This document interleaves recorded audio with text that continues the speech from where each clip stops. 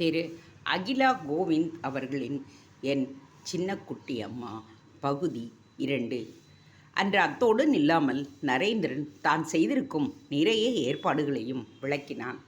பார்த்தரங்கினி, உன் அண்ணன்களை பழிவாங்கும் நோக்கில் உன்னை கட்டியிருந்தாலும் அதற்காக சினிமா வில்லன் போல் உன்னை கொடுமைப்படுத்தும் எண்ணமெல்லாம் எனக்கு கிடையாது.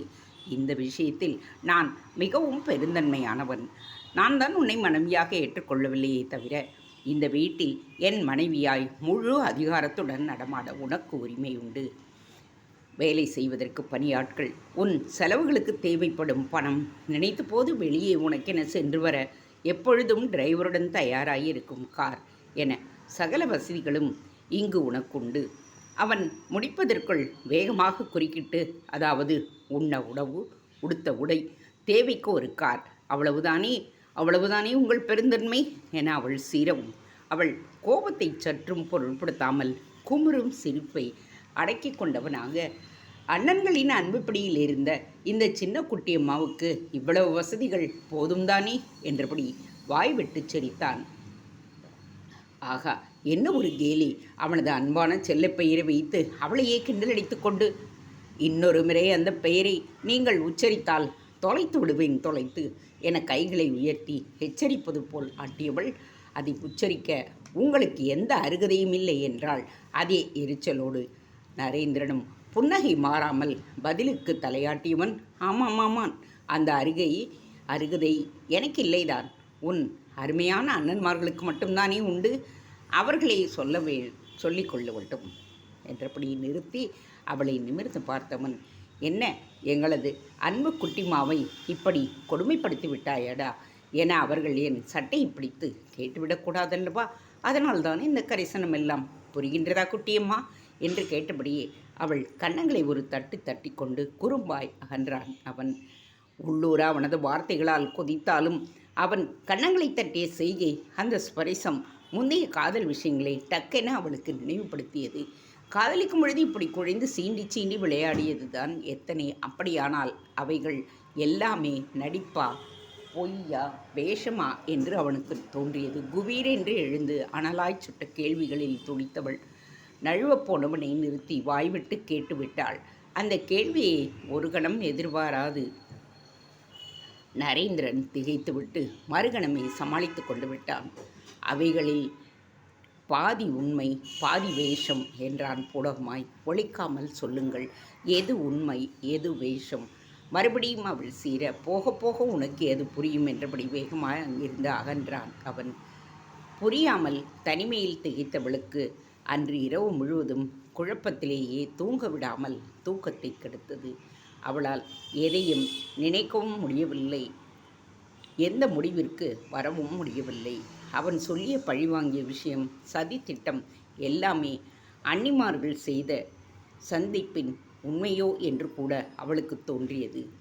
காலையில் உற்சாகமாக வந்து குட் மார்னிங் சொன்னவனிடம் பதிலுக்கு சொல்லாமல் முறைத்தவள் விஷயத்தை அவனுக்கு ஞாபகப்படுத்தினாள்.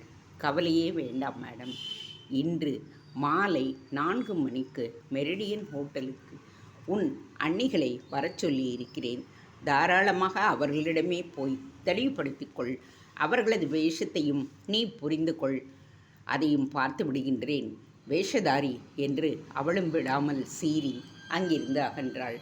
மாலை 4 முன்னதாகவே நரேந்திரன் சொன்ன மெரிடியன் ஹோட்டலுக்கு சென்று ரெஸ்டாரண்ட்டின் இருக்கையில் உட்கார்ந்திருந்தாள்.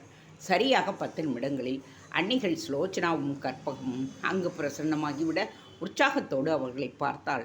நரேந்திரன் சொன்ன எல்லாவற்றையும் மறந்தவளாக, என்ன ஆயிற்று? அண்ணன்கள் எப்படி இருக்கிறார்கள்?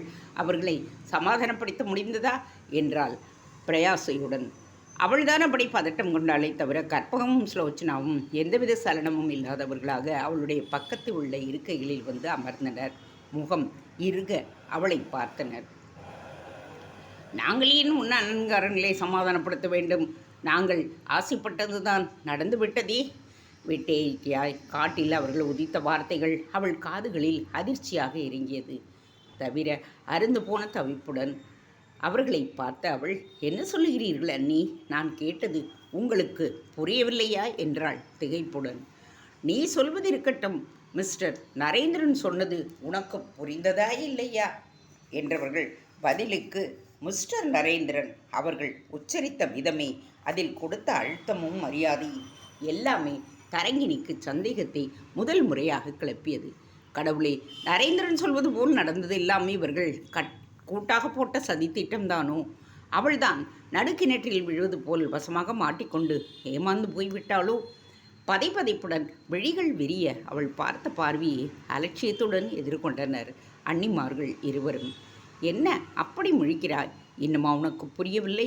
உன் கொட்டத்தை அடக்க உன்னை வீட்டை விட்டு துரத்தத்தான் மிஸ்டர் நரேந்திரனோடு இப்படி ஒரு பிளான் போட்டு செயல்படுத்தினோம்.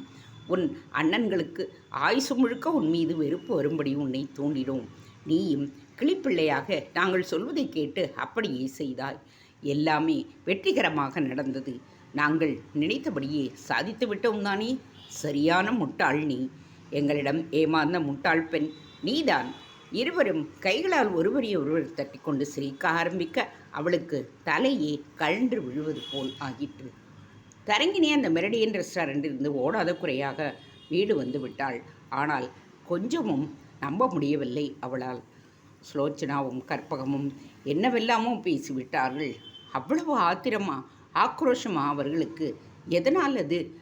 அண்ணன்கள் தன் மீது காட்டிய அதீத பாசம் அவர்களை எரிச்சல் படுத்தி இருக்கிறது. தங்களுக்கு கிடைக்க வேண்டிய அன்பை பறித்து கொண்டாள் அவள் என்று தவறாக எண்ணி இருக்கிறார்கள். அதற்காக இப்படியா? கொஞ்சம் முழுவதையும் வஞ்சத்தை நெஞ்சில் நிரப்பிக்கொண்டு பெரிய எதிரி போல அவளை பாவித்து திட்டம் போட்டு இப்படி நரேந்திரன் மூலம் ஏற்பாடுகளை செய்து. ஆனால் ஒரு விஷயத்தை தெளிவாக புரிந்து கொள்ள முடியவில்லை. அன்னிமார்கள் நரேந்திரனை சந்தித்திருக்கிறார்கள். அவனது பழிவாங்கும் காதல் நோக்கத்தை அறிந்து உடனே உதவ தீர்மானித்தார்களாம்.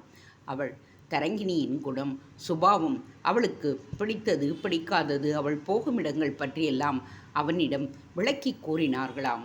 அதையெல்லாம் கவனமாக கேட்டுக்கொண்ட நரேந்திரனும் மானுக்கு வலைவிரித்து காத்திருக்கும் வேடன் போல அவளுக்கு வலைவிரித்தானாம்.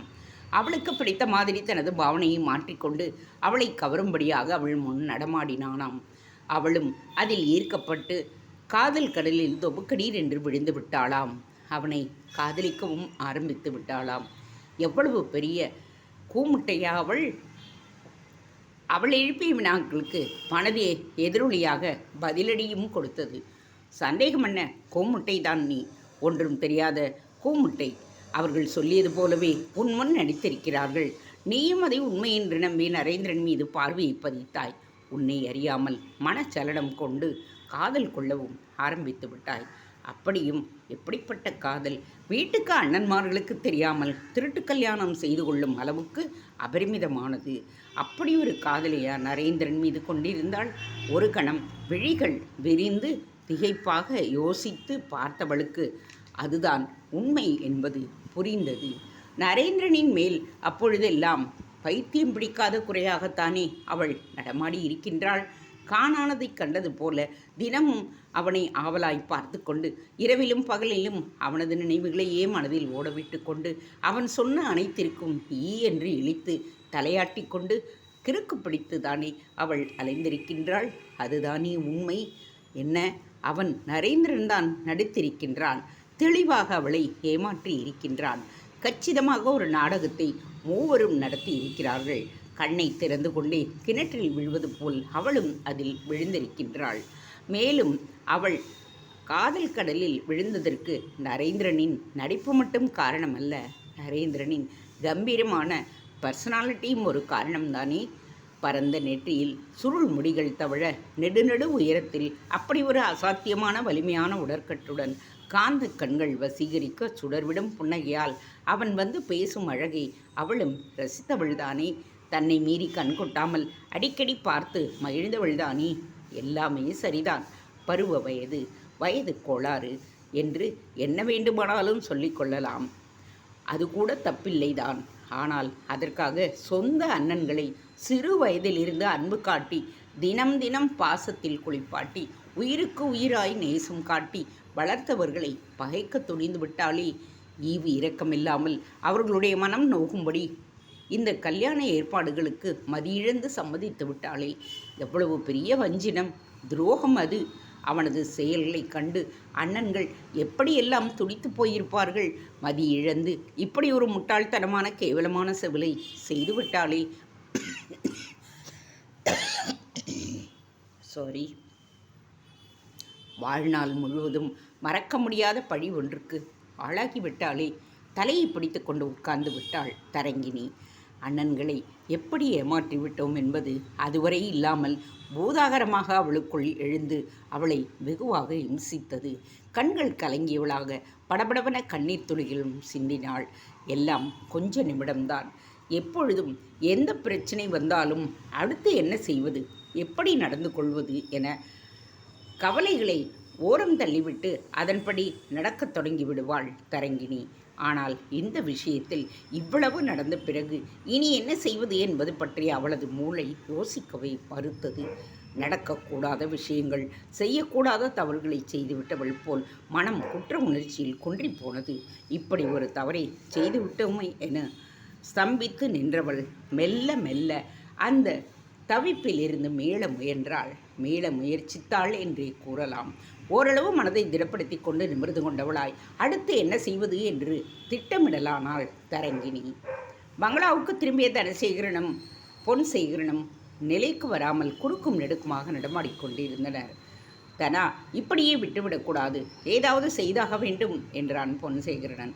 தனசேகரனும் தனது கைகளால் மறுக்கையை ஓங்கி குத்தி கொண்டு ஆத்திரத்தோடு முறைத்தான்.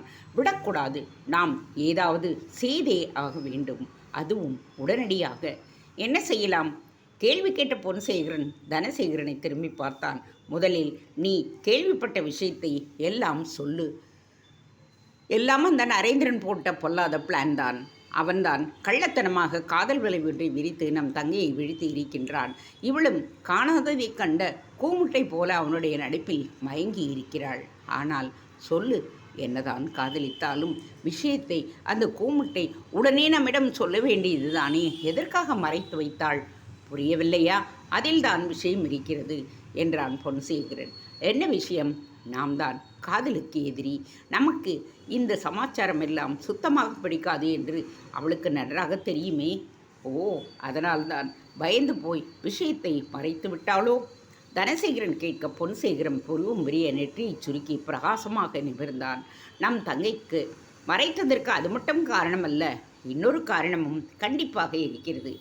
இன்னொரு காரணமா? என்ன அது? நரேந்திரன் என்றான் பொன்சேகரன். நரேந்திரனா? அவன்தான் முக்கியமான வில்லன். தரங்கினி விஷயத்தில் காய்களை சாதுரியமாக நகர்த்தியது அவன்தான். என்ன சொல்கிறாய்? நீயே யோசித்துப்பார். தொழிலில் போட்டியாகவும் நம் பரம எதிரியாகவும் இருப்பவன் இவன்.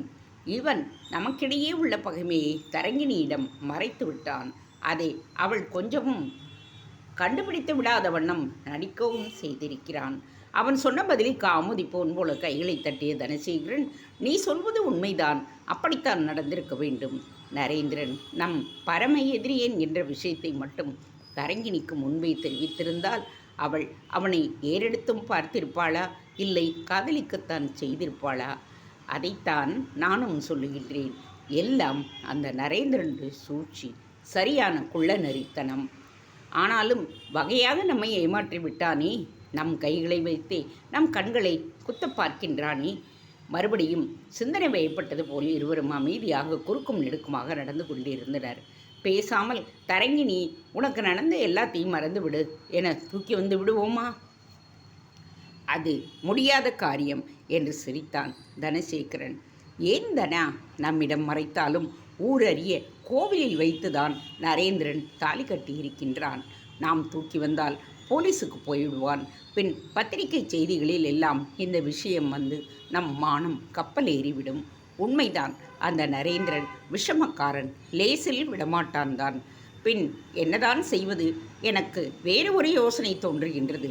என்னதனா? வேண்டுமானால் நம் கோமுட்டை தங்கையை தனியே சந்தித்து பேசி பார்ப்போமா? இந்த நரேந்திரன் ரொம்பவும் கெட்டவன், உன்னை நன்றாக ஏமாற்றி இருக்கிறான் என்று புரிய வைப்போமா? புரிய வைக்கலாம், அப்படி ஒரு முயற்சி கூட செய்யலாம். அதனால் என்ன பயன்? உடனே நாம் சொல்வதை கேட்டு தரங்கினி அப்படியே நமது தாலியை கழட்டி கொண்டு வந்து நரேந்திரன் கையில் கொடுத்து விட்டு வந்து விடுவாள் என்று நினைக்கிறாயா நீ? அப்படி நடக்கவும் வாய்ப்பிருக்கிறதல்லவா? தனசேகரன் சொல்ல பொன்சேகரன் கடகடவென்று சிரித்தான். ஒருவேளை தரங்கினிக்கு புத்தி வந்து அப்படி செய்ய நினைத்தாலும் அது முடியாது. ஏன், வேறென்ன, தாலியை கழட்டி கொடுத்தால் போதுமா? நரேந்திரன் சும்மா விட்டு விடுவானா? மறுபடியும் அவனிடமிருந்து அவளை காப்பாற்ற கேஸ் போட வேண்டி இருக்கும். கோர்ட்டுக்கு நடையாக அடைய வேண்டும். அப்பொழுதும் இந்த வீட்டு மானம் சந்திக்கு வந்து விடும் தானே. நீ சொல்வது புரிகிறது என புரிந்தவனாக தலையை ஆட்டினான் தனா. பின் அவனை சிந்தனை வயப்பட்டவனாக நிமிர்ந்து பொன்சேகரனை பார்த்தான்.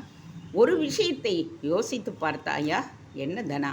தரங்கினி தினமும் காலையில் காரில் கொண்டு போய் விடுகிறேன், மாலையில் நீ போய் கூட்டி வருகிறாய். இதில் திடீரென நரேந்திரன் எங்கிருந்து முளைத்தான்? எப்படி அவனை காதலிக்க ஆரம்பித்தாள்? தனா சொல்ல வந்ததை ஆமோதிப்பது போல் பொன்சேகரனும் தலையை ஆட்டினான். நீ சொல்வது கரெக்ட் தனா, நானும் அந்த கோணத்தில் சிந்தித்து பார்க்கவே இல்லை. எப்படி அது நிகழ்ந்தது என்றான். பதிலுக்கு உதடுகளை பிதுக்கினான் தனசேகரன்.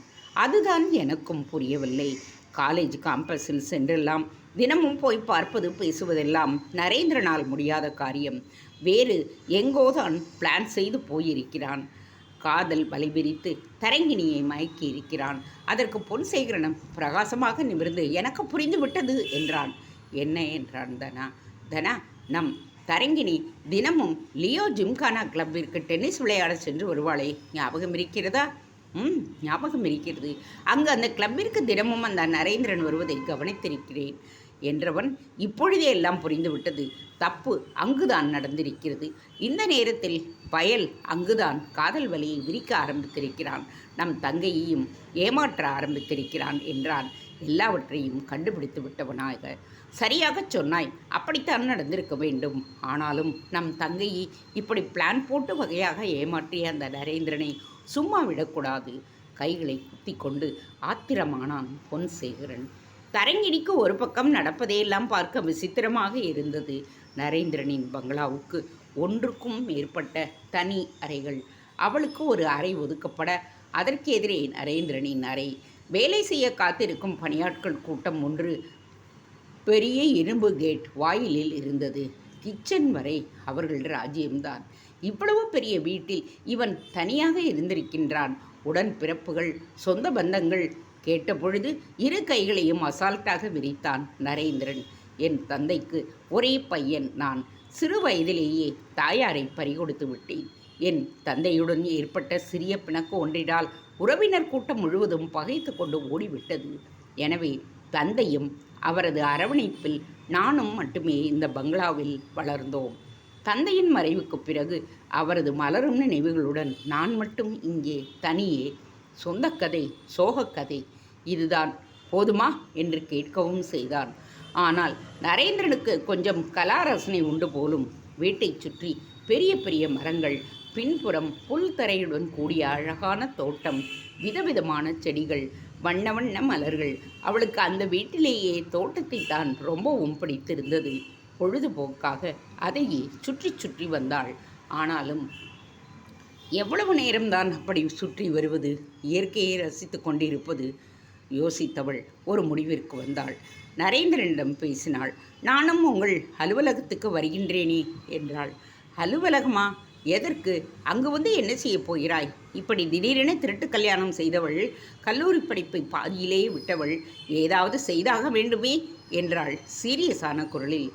என்ன செய்ய போகிறாய்? பேசாமல் படிப்பை தொடர வேண்டியதுதானே என்றான். உதட்டை பிதுக்கினாள் அவள். முதலில் பழிபாவத்திலிருந்து வெளியே வர வேண்டும். அதற்காக படிப்பை அப்படியே விட்டுவிடவும் போவதில்லை. கரஸ்பாண்டன்ஸில் தொடரப் போகின்றேன். இப்பொழுது நான் பேச வந்தது அதை பற்றி அல்ல. பின் எது பற்றி நீயே சொல்லு. வியப்பாக பார்த்தான் நரேந்திரன். இருவருக்கும் இடையே ஒரு ஒப்பந்தம், சவால் இருப்பது ஞாபகத்தில் இருக்கின்றது அல்லவா? சவாலா? புருவங்களை உயர்த்தினான் நரேந்திரன். அருந்து போன என் நண்பர்களின் உறவு பாசத்தை மறுபடியும் பெற முயற்சிக்கப் போகின்றேன். அப்படி பெற்றுவிட்டால் நீங்கள்... அவள் சொல்ல வந்ததை சொல்லாமல் தயக்கத்தோடு நிறுத்தினாள். பதிலுக்கு நரேந்திரன் அலட்சிய புன்னகையுடன், ஏன் தயங்குகின்றாய்? அப்படி அவர்கள் ஏற்றுக்கொண்டால் உன்னையும் பெரிய மனது பண்ணி நான் ஏற்றுக்கொள்ளுவேன் என்றான். ஏளனம் பொங்க. நான் அதற்காக ஒன்றும் அலையவில்லை என்றாள் அவள் வெடுக்கென. பின் எதற்காக இழந்துவிட்ட என் அண்ணன்களின் உறவை பெற விரும்புகின்றேன். அதுவே இப்பொழுது எனக்கு முக்கியம். அதற்கு நான் என்ன செய்ய வேண்டும் என எதிர்பார்க்கின்றாய்? அவள் கண்களை அகல விரித்து கொண்டு திட்டத்தை விளக்கினாள். அண்ணன்களின் உறவை மீண்டும் பெற வேண்டுமானால் அதற்காக நான் வீட்டில் உட்கார்ந்து கொண்டு இருந்தால் போதாது. நான் அடிக்கடி அவர்களை சந்திக்க வேண்டும். பேசும் சந்தர்ப்பமும் ஏற்பட வேண்டும். அப்படி நான் செய்தால்தான் என்னுடைய எண்ணம் ஈடேற வாய்ப்புகளும் எனக்கு அமையும். சுற்றி வளைக்காமல் விஷயத்தை சொல்லுகின்றேன். எனது அண்ணன்கள் செய்யும் கிரானைட் பிசினஸைத்தான் நீங்களும் செய்து வருகிறீர்கள். அதனால் நானும் தொழிலில் இறங்குகிறேன். உங்களுக்கு அலுவலகம் வருகின்றேன். கிரானைட் தொழில் சங்க மீட்டிங் நிர்வாகிகள் கூட்டம் வரை ஏற்பாடு செய்யும் பொழுதெல்லாம் உங்கள் கம்பெனி சார்பாக நானும் கலந்து கொள்ளுகிறேன். அங்கு கண்டிப்பாக என் அண்ணன்களும் வருவார்கள். பின் நடக்க வேண்டிய வழிகளை கவனிப்பது என்னுடைய சமார்த்தியம் என்றாள் அவள். பிரயாசையாய் அவள் முகத்தை பார்த்தாள். ஓரிரு நிமிடம் சிந்திப்பது போல் பேசாமல் இருந்த நரேன் உடனே கடகடவென்று சிரிக்க ஆரம்பித்தான். என்ன சிரிக்கின்றீர்கள்? அத்தைக்கு மீசை முளைத்து என்று சொல்லுவார்களே, அதுபோல்தானே இருக்கிறது நீ சொல்லும் கதை. அபார கற்பனை. கற்பனை அல்ல, நிஜம். நடத்தி காட்டுவேன் என்றாள் அவள் உறுதியான குரலில். உள்ளுக்குள் எழுந்த உதறலை மறைத்து கொண்டே அதையும் பார்த்து விடுவோம் என்றபடியே நரேந்திரன் அகன்றான். மறுநாளே அவள் அவனுடன் அலுவலகம் செல்ல ஆரம்பித்தாள். அவள் நினைத்தது போலவே ஒவ்வொரு கிரானைட் ஏற்றுமதி விலையையும் நிர்ணயம் செய்ய சங்க நிர்வாகிகள் கூட்டம், அதற்கான யூனியன் கூட்டமைப்பு வளாகத்தில் நடந்தது. கிரானைட் தொழில் சம்பந்தமாக நரேந்திரனின் அலுவலக ஃபைல்களுடன் தேவையான குறிப்புகளுடன் அதற்கு ஆவலாக கிளம்பினாள் தரங்கினி. அவள் நினைத்தது போலவே அவளது 2 அண்ணன்மார்களும் கம்பீரமாக கூட்டத்திற்கு காரில் வந்து இறங்கினர். நரேந்திரன் கிரானைட் சார்பையின் இருக்கையில் அவள் உட்கார்ந்ததை பார்த்தவுடன் மறுகணம் வேப்பங்காயை கடித்து விட்டது போல் முகத்தை அஷ்டகோணலாக்கி வெறுப்பாக திரும்பினர். அவள் காட்டிய வெறுப்பை, எரிச்சலை கண்டு அதிர்ந்து போய்விட்டாள் தரங்கினி. அண்ணன்கள் தன்னை பார்த்ததும் கட்டிக்கொண்டு வெறுப்பை தரங்கினியின் மனம் ஒரு சில வினாடிகள் கலங்கியது. ஆனால் உள்ளுக்குள் அவள் கொண்டிருந்த உறுதிக்கு எந்தவித பாதிப்பும் வரவில்லை. சொல்லப்போனால் தான் செய்த மிகப்பெரிய துரோகச் செயலுக்கு அவர்கள் காட்டும் கோபமும் வெறுப்பும் நியாயம்தானே என்பதையும் அவள் உணர்ந்தாள்.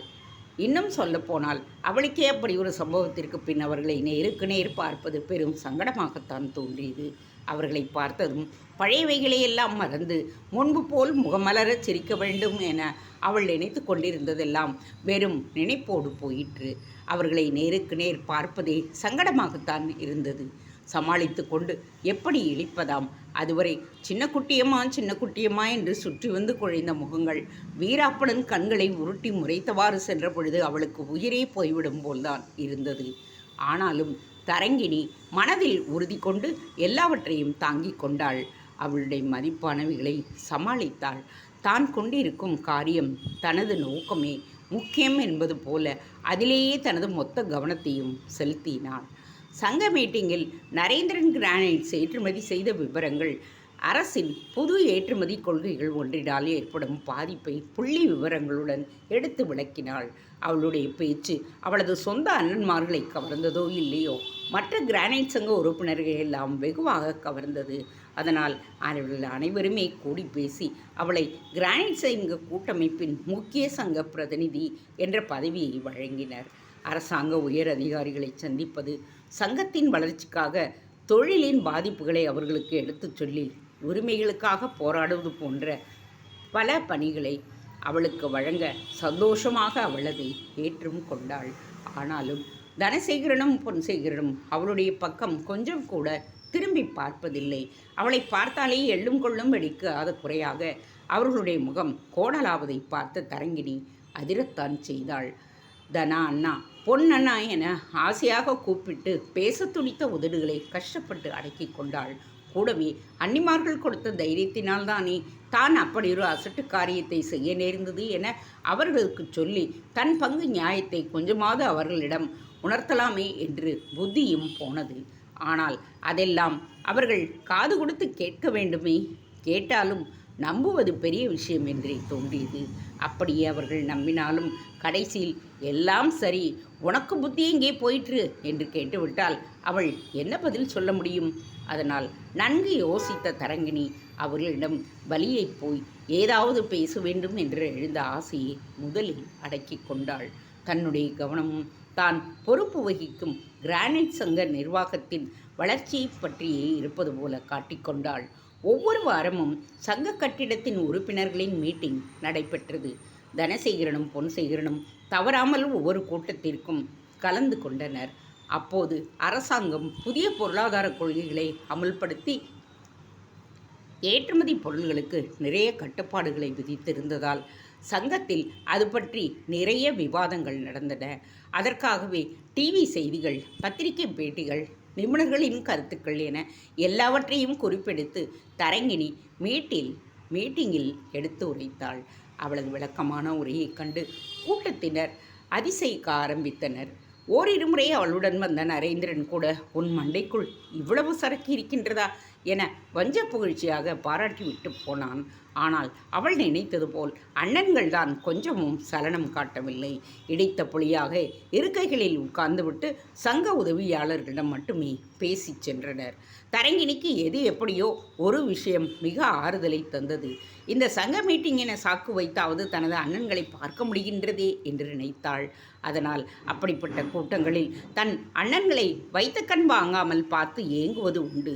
ஒரு சில மாதங்களிலேயே இவர்களுக்கு நாம் எப்படி அந்நியனாய் எதிரி போல ஆகிவிட்டோம் என உள்ளுக்குள் துடிப்பது கூட உண்டு. அண்ணன்கள் ஒருபோதும் தன் பக்கம் திரும்ப மாட்டார்கள் என்கின்ற தைரியத்தில் அப்படி அவள் அவர்களை விழுங்குவது போல் பார்த்து கொண்டிருக்க, ஒரு நாள் நடந்த கூட்டத்தில் இருவரும் ஒரு சேர அவளை நோக்கி திரும்பினர். சட்டென்று அவர்களது பார்வையை தாங்க முடியாமல் அவள் குனியத்தான் வேண்டி இருந்தது. மறுபடி மெல்ல எதேச்சையாக பார்த்த பொழுது அவர்கள் இருவரும் தொடர்ந்து அவளையே சலனமில்லாத பார்வை பார்க்க நெளிந்ததான் செய்யாள் தரங்கிணி. ஒருவாறு அன்று மீட்டிங் முடிந்து கிளம்பிய பொழுது சங்க கட்டிட வளாகத்தின் முன் தங்களது கார் பக்கம் நின்றபடியே அண்ணன்மார்கள் யாருக்காகவோ காத்திருப்பது தெரிய வெளியே வந்தவள் குழம்பத்தான் செய்தாள். அவர்களை தாண்டித்தான் அவள் போய் ரெடியாக இருக்கும் தன் காரில் ஏற வேண்டும். என்ன செய்வது? எப்படி அவர்களை தாண்டி செல்வது? அப்படி கடந்து போகும்போது அவர்களை பார்ப்பதா? அப்படியே பார்த்தாலும் ஏதாவது ஒரு இழிப்பு செய்வதா? அல்லது பாராமுகமாக விறுவிறுவென்று கவனிக்காதவள் போல் போய்விடவா? என்னென்னவோ கேள்விகள் குடைச்சலாக எழுந்து அவளை இம்சிக்க தவிப்பு கொண்டவளாக மெல்ல அன்னநடை போட்டு நடந்தாள். தன்னை அப்படியே ரோட்டில் நிறுத்தி நாக்கை பிடுங்குகின்ற மாதிரி 4 கேள்விகள் கேட்டு விடுவார்களோ என்ற பயமும் உள்ளுக்குள் எழுந்து நடுக்கம் ஒன்றை ஏற்படுத்திவிட பயத்துடனேயே நடந்தாள். மெல்ல மெல்ல அவள் நடை போட்டு அவர்கள் பக்கம் போய் தலையை குனிந்தபடியே கடக்க முயலும் பொழுது, நில், உன்னிடம் பேச வேண்டும் என அண்ணன்மார்கள் ஒய்யார குரலில் அவள் காதுகளில் ஒலித்த பொழுது அதிர்ந்துதான் போனாள் அவள். அண்ணன்மார்களின் குரலுக்கு அப்படியே சட்டென உறைந்துவிட்ட சிலை போல் நின்று விட்டாள் தரங்கிணி. என்ன, தன்னையா நிற்கச் சொல்லுகிறார்கள்? தன்னிடமா பேச வேண்டும் என்று சொல்கிறார்கள்? நம்ப முடியாத அதிசயத்துடன் அவள் திரும்பி பார்க்க இருவரும் அவளை நோக்கி நடந்து வருவது தெரிந்தது. அவர்களுடைய முகத்தில் எந்தவித சலனமும் இல்லாமல் அப்படி ஒரு இறுக்கம். கடவுளே, என்ன சோதனை இது? என்ன கேட்கப் போகிறார்கள் அவர்கள்? அதற்கு என்ன பதிலை சொல்லப் போகின்றேன் நான் என ரொம்பவும் பயந்துதான் போனாள் அவள். எதுவானாலும் சமாளிப்பதை தவிர வேறு வழி இல்லை என அவள் நிமிர்ந்து கொண்ட பொழுது அவளுடைய எதிரில் வந்து கைகளை அகட்டி அவளை ஊடுருவது போல் பார்த்து கொண்டிருந்தனர் தனசேகரனும் பொன்சேகரனும். ஒரு சில வினாடிகள் அப்படியே யாரும் பேசாமல் மௌனம் பயங்கரமாக நகர்ந்தது. தனசேகரன் கண்களை உருட்டி முறைத்து பார்த்தான். ஆனாலும் உனக்கு துணிச்சல். எங்கள் முன்னாலேயே வந்து உட்கார்ந்து கொண்டு சங்க மீட்டிங்கில் அது என்ன இது என்ன என்று லெக்சர் அடித்து கொண்டு இருக்கிறாய். சரியான அழுத்துக்காரி என்றான் கோபமாக. அவள் பதில் சொல்லாமல் தலை குனிந்தாள். பொன்சேகரன் முகத்தில் கடுமை பரவ, எல்லாம் தான் முடிந்தாயிற்றே, இன்னும் என்ன உனக்கு இருக்கின்றது? எதற்காக இப்படி எங்கள் முன்னால் நாடகமாடி எங்களை எரிச்சல் படுத்துகின்றாய் என்றான். அவள் அதற்கும் பதில் சொல்லாமல் இருக்கவே பொறுமையை இழந்தவர்களாக, பதில் சொல் என்றான் உருமலாக. மெல்ல தலையை நிமிர்த்தி தரங்கிணி கிளிப்பிள்ளை போல வார்த்தைகளை உச்சரித்தாள். நான் செய்தது தப்புத்தான், மன்னிக்க முடியாத தப்பு, துரோகம் என குறுக்கிட்டு திருத்தினான் தனசேகரன். அதற்காக என்னை மன்னித்து விடுங்கள். அதுதான் மன்னிக்க முடியாத தப்பு என்று சொல்லிவிட்டேனே. மேற்கொண்டு சொல்ல வந்ததை சொல். அப்படி நடந்து கொண்டதற்காக மிகவும் வருந்துகின்றேன். உன் வருத்தத்தை குப்பையில் கொண்டு போய் போடு. உங்களுடைய கோபம் நியாயமானதுதான். நியாயத்தை பற்றி பேச உங்களிடம் நாங்கள் வரவில்லை. நாங்கள் கேட்டதற்கு பதில் சொல். எதற்காக இப்படி சங்க பிரதிநிதி மீட்டிங் என எங்கள் முன் வந்து எங்களை எரிச்சல் படுத்துகின்றாய்? மிரட்டலாகவே கேட்டான் பொன்சேகரன். அது அது சொல்ல தயங்கினாள் தரங்கினி. எதுவானாலும் சொல்லி தொலை. அவர்கள் பொறுமையை இழப்பது அவளுக்கு புரிந்தது. உங்களுடைய அன்பை நான் மீண்டும் பெற வேண்டும். அதற்காகத்தான். அது நடக்காத காரியம். அதற்காக பொறுமையாக போராடப் போகின்றேன். முட்டாள்தனமான காரியம். நடக்கவே நடக்காத விஷயம். கோபமாக கூறி பற்களை கடித்தான் தனசேகரன். பொன்சேகரனோ, அவள் சரியான முட்டாள்தானே, அதில் வேறு சந்தேகமா? இப்படி நமக்கு பிடிக்காத நம் பரம எதிரியை போய் காதலித்திருக்கின்றாளே, திருட்டு கல்யாணம் வேறு செய்திருக்கின்றாளே என்றான் உரக்க. நீங்கள் சொல்வது உண்மைதான். நான் தான் முட்டாள்தனமாக அப்படி செய்தேன். ஆனால் அவர் நரேந்திரன் என்னை உண்மையாக காதலிக்கவில்லை.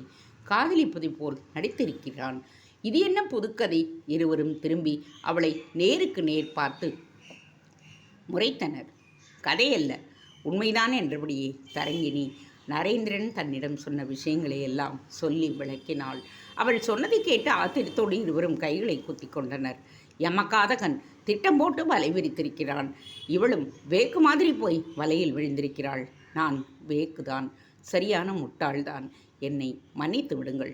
சந்தடி சாக்கில் அவர்கள் மணலை மாற்றிவிடலாம் என முயற்சித்தாள் தரங்கினி. சீ என முகத்தை வெட்டி, அதற்காக உன்னை மன்னிக்கவெல்லாம் முடியாது என்றார்கள் நிதானமாக ஒரே குரலில். தரங்கினி ஒன்றும் பேசாமல் மறுபடியும் முகத்தை குனிய வைத்து கொண்டு மௌனமானாள். அவர்கள் சொல்வது நியாயம்தானே?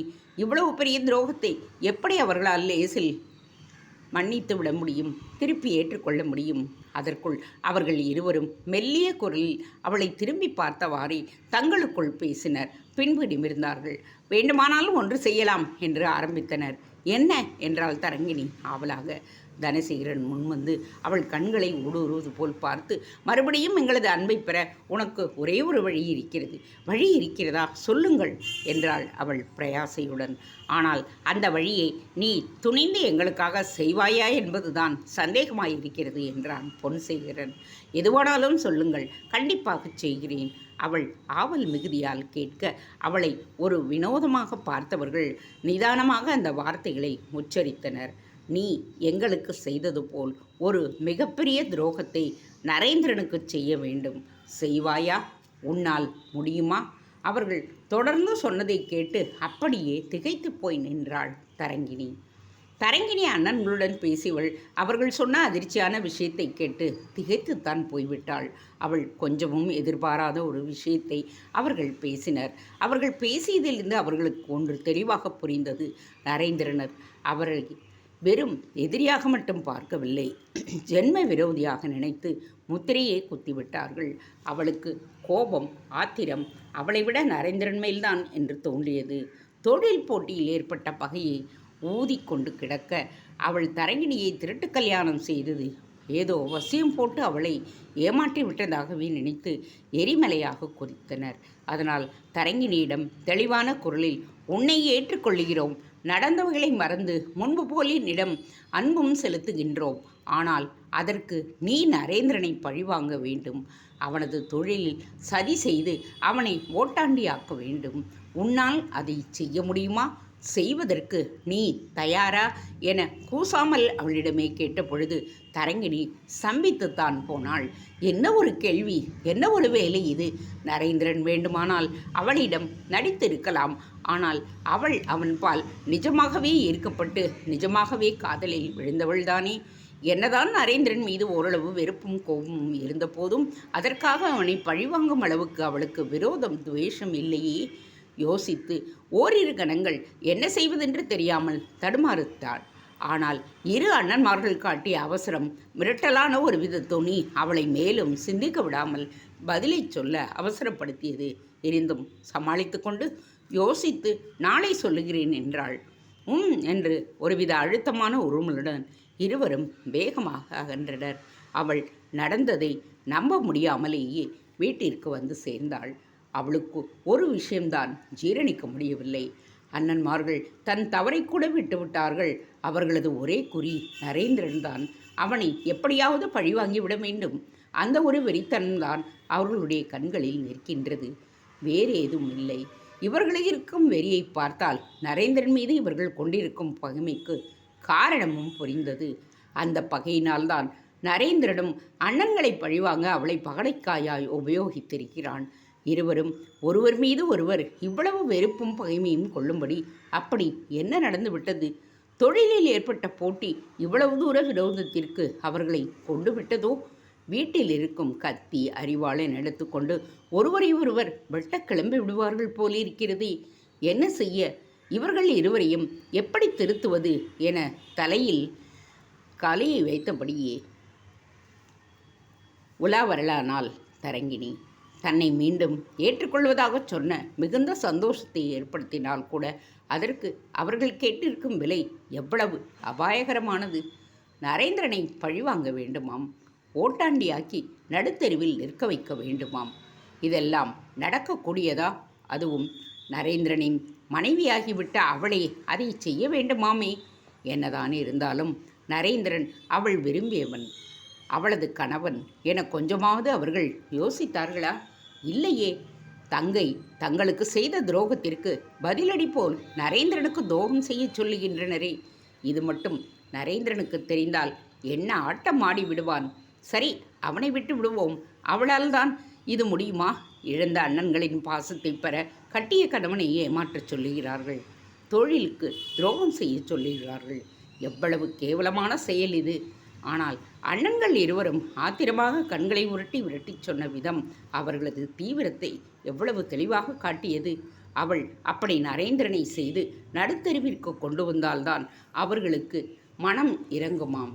அவளை மீண்டும் பாசத்துடன் ஏற்றுக்கொள்வார்களாம். இல்லையென்றால் கிடையாதுதான்.